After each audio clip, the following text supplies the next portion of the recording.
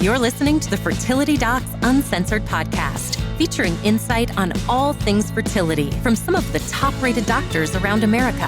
Whether you're struggling to conceive or just planning for your future family, we're here to guide you every step of the way. Hi, everyone. We're back with another episode of Fertility Docs Uncensored. I'm one of your hosts, Dr. Abby Eblen from Nashville Fertility Center. And today I'm joined by my lovely and talented friends, Dr. Susan Hudson from Texas Fertility Center. Hello.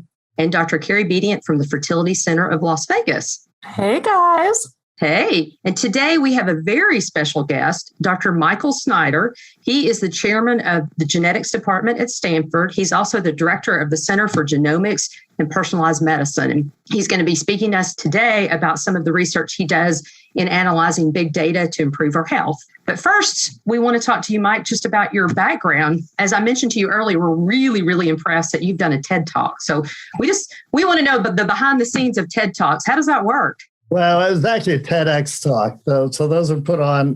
Just a TEDx talk. Okay. No big deal. I was going to say it all sounds super fancy, so we remain impressed. I don't know. They're just a lot of fun. You get up there and you give your spiel. And, I'm pretty excited about what we do. So it went pretty smoothly. Yeah, it went great. So do you put the feelers out that you're interested in doing a TEDx talk, or they come to you and go, we love what you're doing, we want you to talk about it, or how does that work? Oh, yeah, they come to me because I'm a typical scientist. I'm pretty focused on my work. And then I'm happy to oblige. So what parameters do they give you for a TED Talk? Like, what's the time frame? What do you talk about? It's about 15 to 17 minutes, as I recall. And so then they just say, just talk about your research, and they don't give you any. Yeah, put together a topic, try and keep it simple so it's accessible to everyone. So that's what we do and did. So were you a little bit, I know you're the chairman of the genetics department at Stanford, so probably not a lot intimidates you, but was that a little bit intimidating? No, not really, because I give a lot of talks. Yeah. When I was an assistant professor, sure, I used to get nervous. I used to even practice my lectures, things like that. But now I give so many talks. Sometimes I'll put them together on the plane as I'm heading to Snyder. Oh my gosh, I cannot imagine that. You had a pretty impressive collection of all of the wearables and the devices when you gave that talk. I mean, I was looking going, I wonder why there was, because I didn't... At the time that they start the video, like there's just this big paper bag on the table next to you. And then you start going in and it's kind of like Mary Poppins' bag. It's just like, here's one device, here's another device, here's another and another. And it's like, I was waiting for the lamp to come out at the very end because you pulled so many various devices. I had no concept that there were that many things that a general consumer could wear. And of course, for our listeners, Dr. Snyder is the guru of all of these wearable devices and ways to track your general health, among other things, other things that also require prescriptions and advanced help. But the things that are available on the market and you can get, and he just kept pulling one after the other. I had no idea that there were that many out there. I think of like the Apple Watch, the Fitbit, and that's it. Yeah. And I thought that was very impressive as well. And the other vibe I got from seeing that paper bag was this guy is not intimidated by this talk. He just brings a paper bag and starts pulling stuff out. But I was really impressed by the golf, I didn't realize there was a golf swing kind of thing. I forgot what you called it. It was a wearable that measured your swing, with the golf club. There is, yeah. There's over 900 wearable devices on the market. So maybe backing up a little bit for people who are in the dark here. So our lab's all about big data and health. We like to use different data to try and manage people's health, track people's health, see what happens if things go off. And so I'm sure you all know when Fitbits and some of these Garmins came out a long time ago, people were using them as fitness trackers, right? They put them on the wrist, figure out their activities, look at their heart rate sometimes, get the idea of their patterns and throw it in a drawer. So our stick was to try and see if we could use these for health monitoring, which really hadn't been done at that time. Just consumer grade devices that literally millions of people now wear. In fact, right now, 50 million people in the US wear a smartwatch. So there are over 900 devices of all sorts, as you say. Smartwatches, smart rings are the ones we mostly work with, but there's other things too. Continuous glucose monitors for diabetes monitoring. We're built and are following an exposometer that will measure airborne exposures, actually. So, oh, wow. Yeah. And as you point out, there are certain things to improve. Athletes are now using these to try and improve their gait, their stride, so they can increase their performance. And as you mentioned, the golf one for golf swings. Yeah, that might be on my Christmas list if I can get it this Christmas. I think that'd be a really cool thing for my husband. I was just thinking the exact same thing of thank you for that little tidbit. I will file that away. It's just amazing that, I kind of think of like the beginning of all of this almost started with like the mood rings of the 70s. Oh, interesting. Yeah. In a sense. That's an early wearable, Susan. That's a great analogy. It's like the first wearable. Yeah. Well, if you think about it, what we're doing now, as you may know, we're trying to detect infectious disease and stress with these devices. So, in fact, the way we got into this was, again, we were putting these on. So we follow me very deeply. You can see I wear 4 smartwatches. So let me interrupt for a second. When you go to the grocery store and people see your 4 watches, do they ever look at you twice, or is that just kind of a normal thing, when you're out in California? No, it's not a normal thing. I do get the looks. You're probably used to it by now, right? I am. Where it catches the most attention, of course, is in the airports when you're trying to go through security with all your devices. Pulling off clothes and devices. Well, yeah, believe it or not, because I have a lot of plastic, I have to take a few off to make it through the metal detector. But in general, I make it through just fine. And it's rare they stop me, except in Heathrow, I'll get stopped pretty much every time. Oh, yeah. And then they do the wipes to make sure they're safe. So it does catch their attention more than anyone's, I suppose. Oh, yeah. Yeah. Good stuff. Well, before we get too deep into things, let's do our question of the day, and then we'll kind of dive a little deeper into wearables, okay? All right. All righty. I recently went off birth control after being on it for 13 years as my husband and I were going to try to conceive. Within a month, I gained 13 pounds, had horrible acne and cramps that woke me up at night in pain. The first month we tried to conceive, we got pregnant and had a chemical pregnancy. It's been 5 months since, and we are still trying. I knew I had some sort of hormonal imbalance due to my symptoms, so I went to my OB. She suspects PCOS. My AMH levels were very elevated, and so was my sex hormone binding globulin, but my androgens, FSH, LH, and prolactin were all normal. My ultrasound showed both ovaries were polycystic. My question is, could I still have PCOS without elevated androgens? What could be preventing me from getting pregnant? I'm feeling so discouraged and emotionally exhausted.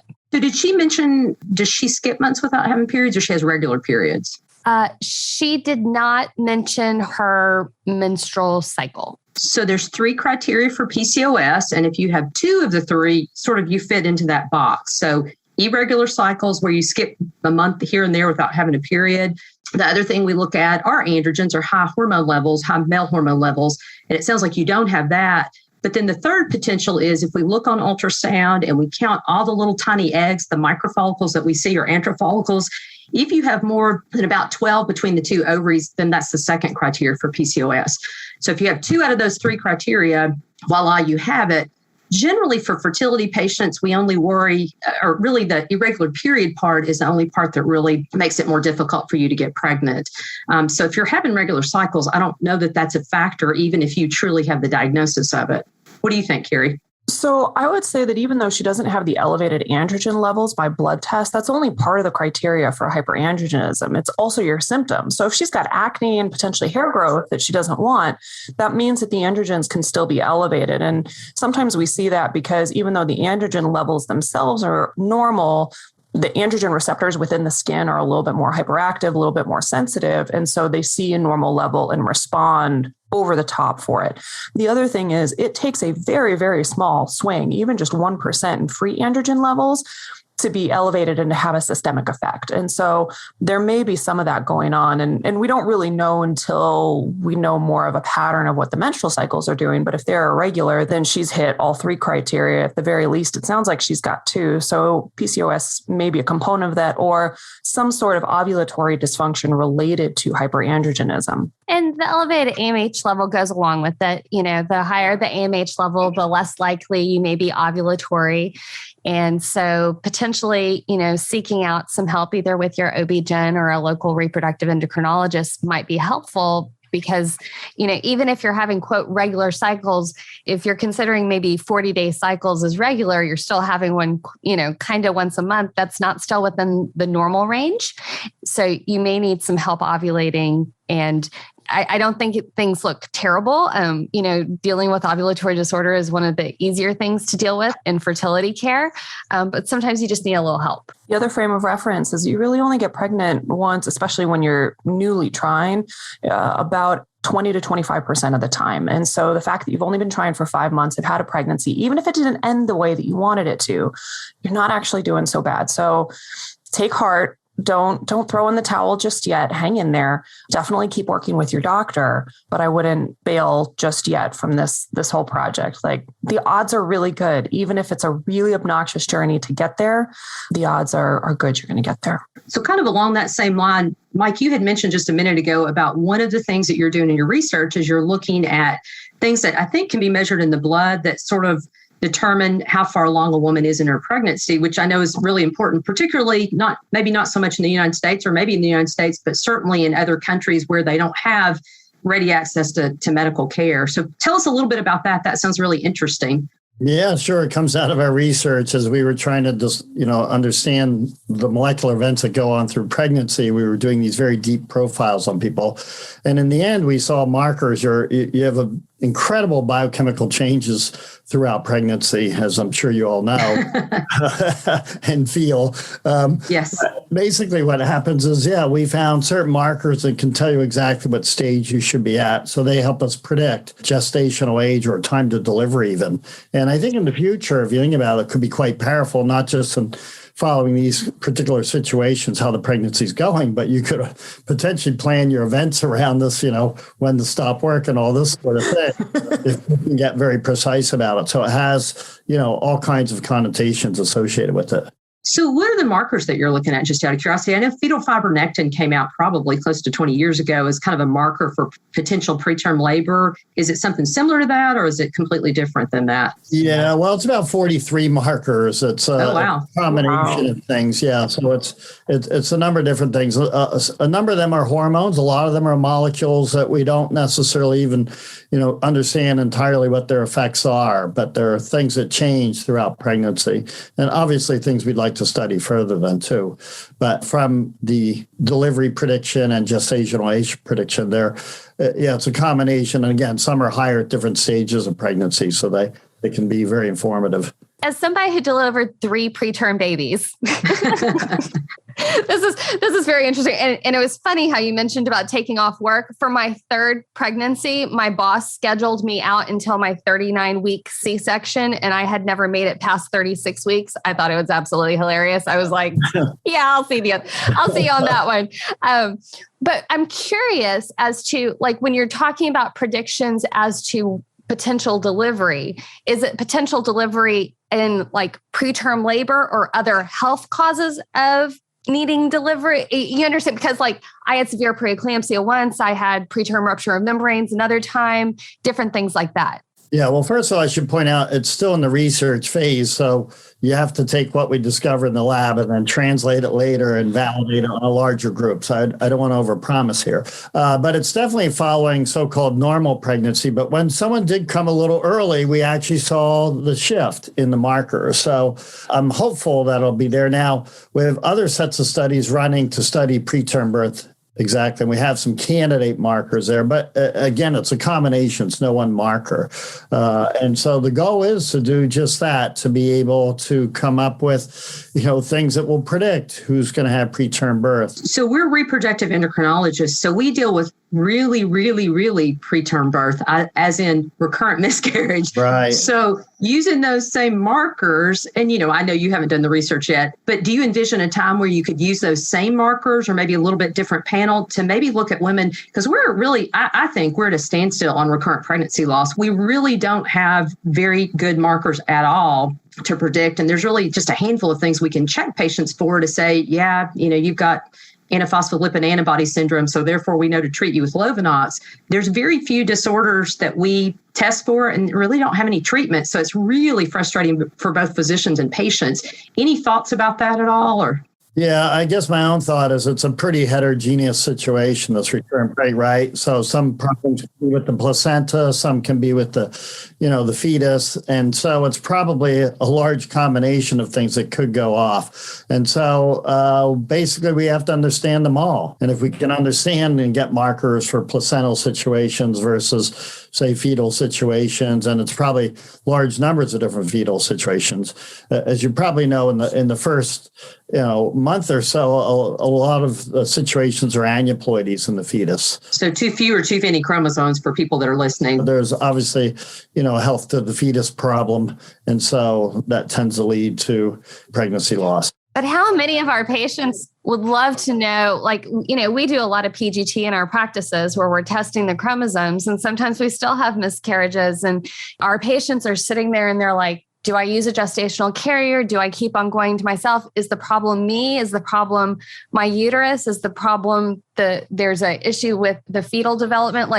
It would just be a godsend, literally, to have more information, to be able to give patients more information to make the next decision. No, and we're not there yet. We're a long ways from there, to be perfectly honest. We know there's a genetic component in some situations. We know because it runs in families, and other times it's probably environmental. And so the NIH, as you probably know, is funding 2 centers. We're fortunate to have gotten one of these. Ruth Lathy is the PI of ours at Stanford, and we're teaming up with UCSF folks to try and get at the basis of this genetic basis. But I predict it'll go beyond genetics. We'll hopefully see other things. And aside from genetic markers that might tell who's at risk, maybe we can find other molecular markers. That's the goal as well.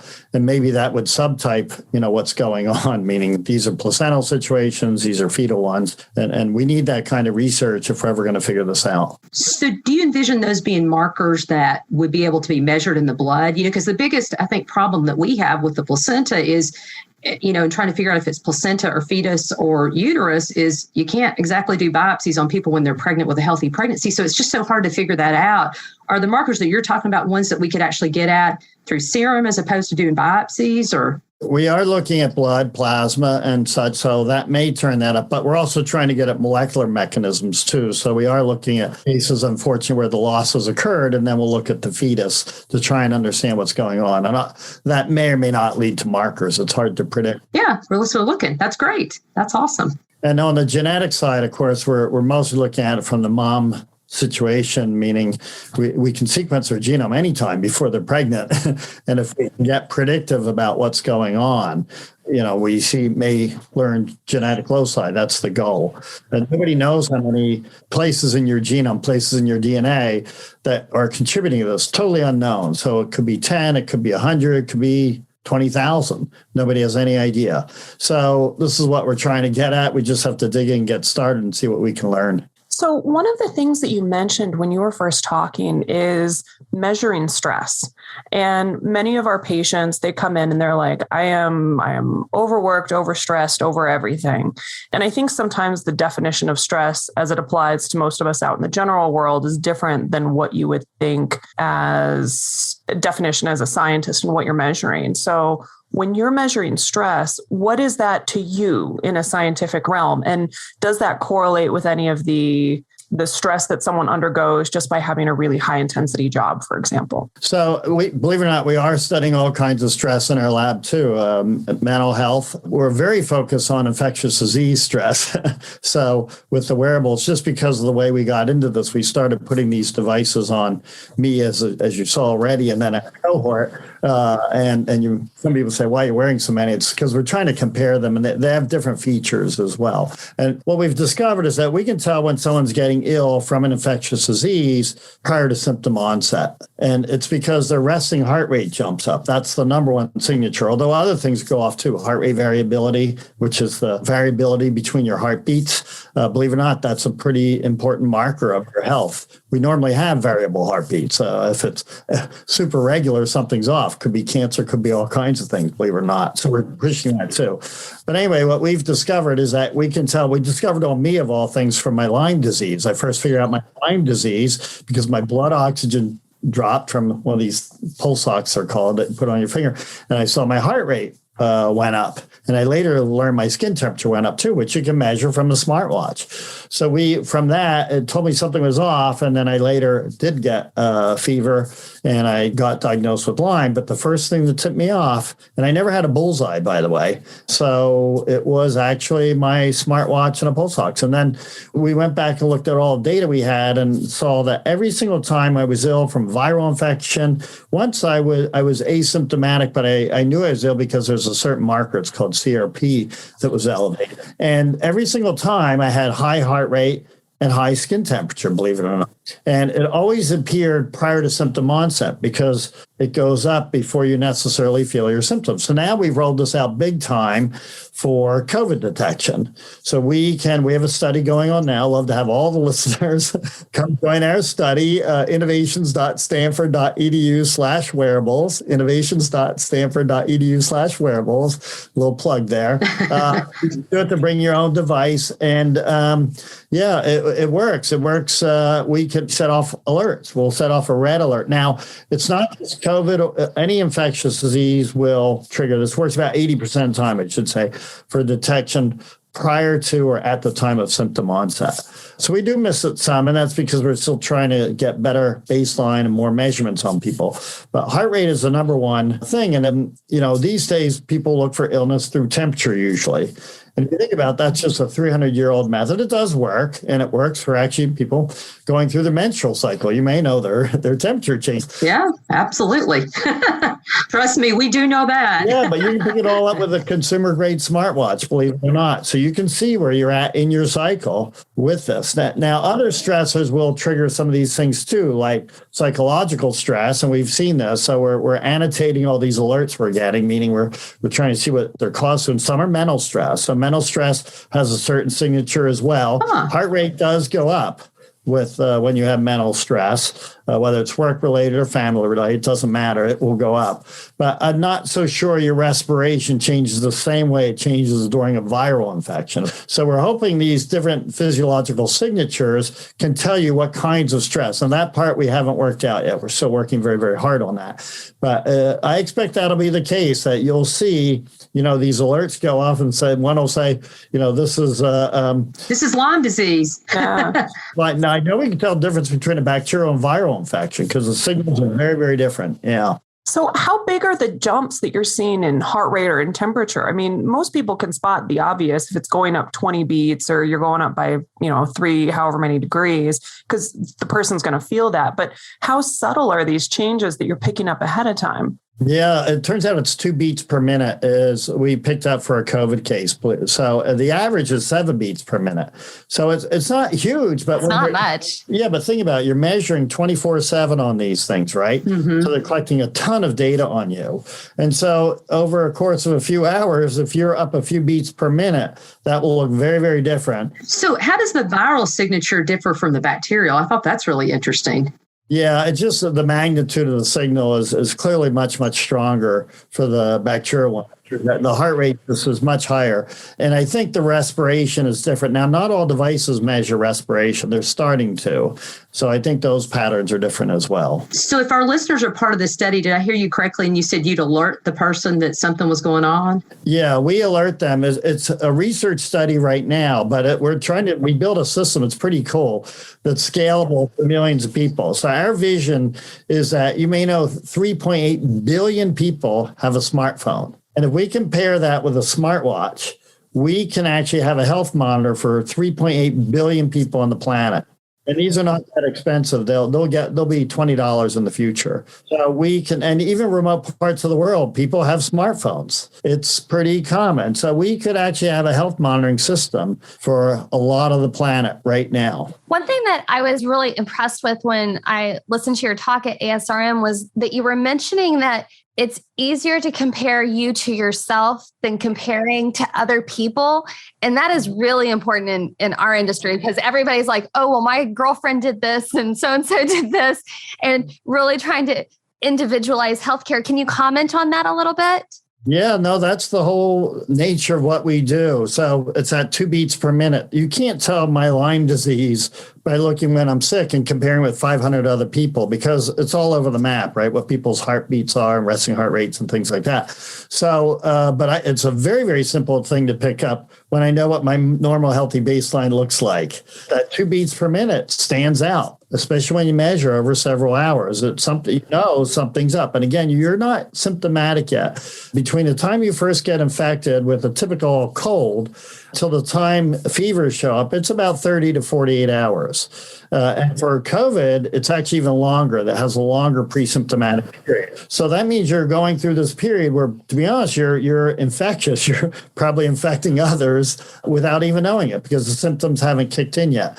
But these devices are sufficiently sensitive that they can pick up this difference from your healthy baseline. And so that is our mantra. It's worked out many times. We caught someone with 2B with precancers because their molecular markers were off. And we saw someone with liver disease, same thing, while they were healthy. So we had, of the 109 people we were following for this first study, it turns out 49 learned something pretty important from this deep profiling. It wasn't just all wearables. Wearables found some of it, found one of the heart problems actually on one of the individuals. But so it was often molecular measurements. Sometimes it was the genetics that we did on people. For example, we had one person who had a BRCA mutation who had no idea. And that turned out to be powerful. About half of the BRCA cases out there, they're spontaneous. They're not necessarily familial, running in families. So what that means is, that this person, by getting their DNA sequence, learned something pretty important, right? They're getting screened a lot more as a consequence of that. Are you running any other studies that, if patients are interested in, they can sign up for? Well, if you're in the Bay Area, you can join the one I just described, where we're doing these very, very deep profiles on people. Although these days, if you join that study, you have to do our fiber study. So that doesn't sound fun. Oh, no, it actually is fun. You know how you hear fiber is good for you? But it's kind of a weird comment, because fibers come in all shapes and sizes, what have you. Some are long, some are short, some are greasy, some are actually water soluble. Some are, they're just all very different. Some are positively charged, some are negatively charged. So we're trying to just go in there and figure this out, right? Which fibers are really good for you and do what? We already found one that reduces your cholesterol. No kidding. Yeah, it's pretty cool. Well, now I feel better about my wheat germ, flaxseed, and cereal I had this morning. So Great. Yeah. Well, Mike, this has been so informative and so interesting. I think we could talk to you for a long, long time, but you probably have better things to do on a nice Sunday morning. But we really appreciate you being here. And I guess as one last word, where do you see things going in the future with wearables in terms of things that you can measure? Yeah, I see everyone wearing one of these things, and then probably in the future they may be implantables rather than wearable. But and the reason for that is it's just like your car. You don't drive your car around without a dashboard. Why are we all going around right now without something following our health and displaying it? We built it in a way it'll come up right on your iPhone. You can see your health monitoring, and that's how it'll be in the future. And again, it's just something there. It's not going to replace physicians or anything like that. It's really there to augment following your health and keeping people healthy. If something goes off, catch it before symptoms, because that's often very, very late. And so that's our mission, is to follow people while they're healthy. Well, you need a whole infrastructure, though, to figure out how to pay for it, because right now the medical system, focuses on treating people when they're ill. So we've got to shift our thinking. That's probably another whole podcast. Yeah, I guess roads and bridges for now, and health infrastructure next, right? There you go. All right. Well, to our audience, thanks for listening, and tune in next week for more. And be sure to subscribe and leave us a review in iTunes. We'd really love to hear from you. You can also visit fertilitydocsuncensored.com to submit questions that you have about infertility. All questions will be answered on the podcast anonymously for the Ask the Doc segment, so don't hold back. We also love ideas, so let us know what you are thinking and want to hear. As always, the podcast is intended for entertainment and is not a substitute for medical advice from your own physician. Mike, thank you so much for joining us today. I wish we could hang out for the entire day and just pick your brain on all of the different areas that you have gone into. But thank you so much for our listeners. Thank you so much for joining us today, and we'll talk to you all soon. Bye. Bye-bye. Thank you.